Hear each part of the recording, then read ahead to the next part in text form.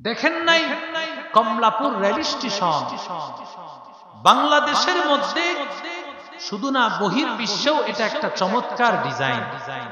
যেই ইঞ্জিনিয়ার করেছেন ওই ইঞ্জিনিয়ার 3 থেকে 4টা সন্তান, 4টা সন্তানকে তিনি আলেম বানাইছেন।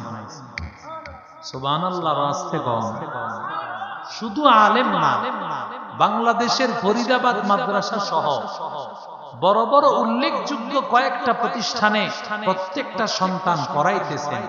ওনাকে একবার একজন ইঞ্জিনিয়ার সাহেব বলতেছিলেন, ভাই আপনি এত বড় একজন ইঞ্জিনিয়ার, বাংলাদেশের এত বড় একজন ইঞ্জিনিয়ার, আপনার একটা সন্তানকে আপনার এই লাইনে রেখে যান।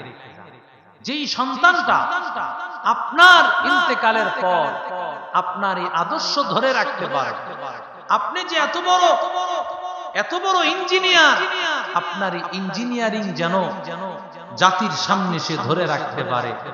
তখন আল্লাহর বান্দা জবাব দিতেছে, আমার একটা সন্তানকে যদি এই লাইনে পড়াই, বাকি সন্তানগুলোতে আমি আলেম বানাইছি, এই সন্তানটা হাসরের ময়দানে আমারে কাপ গড়ায় দাঁড় করায় দিয়া বলবে, বাকি 3 ভাইয়েরে পড়াইলা, আমি কি অন্যায় করেছি? আল্লাহু আকবার বলে।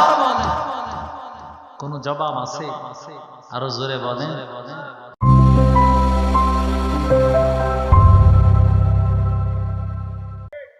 এরে আল্লাহর গোলাম, সন্তানটাকে যদি নামাজ না শিখাও, সন্তানটাকে কোরআন না শিখাও, দুনিয়ার সব উকিল ব্যারিস্টারি সব শিখাইছো রে মাওলা, কিন্তু সন্তানটারে কিভাবে নামাজ পড়তে হয় শিখাও না।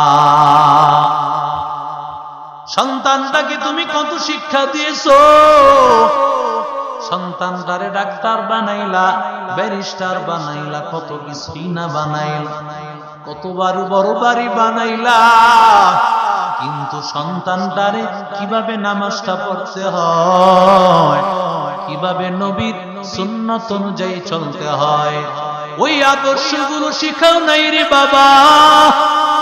মায়ার নবী ডাক দিয়া কয়, ও সন্তানের মা, ও সন্তানের বাবা, তোমার সন্তানের বাড়ি গাড়ি মেল ইন্ডাস্ট্রি যা কিছু দিয়েছো, কোনো কিছুই তুমি দিতে পারো নাই যদি তোমার সন্তানটাকে কোরআনের ইলম না শিখাও।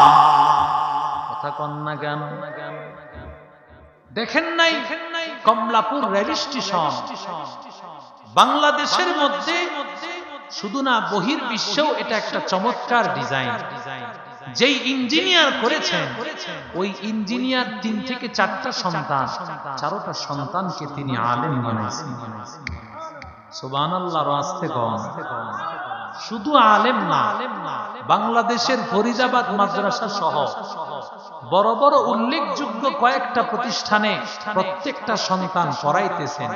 ওনাকে একবার একজন ইঞ্জিনিয়ার সাহেব বলতেছিলেন, ভাই আপনি এত বড় একজন ইঞ্জিনিয়ার, বাংলাদেশের এত বড় একজন ইঞ্জিনিয়ার, আপনার একটা সন্তানকে আপনার এই লাইনে রেখে যান।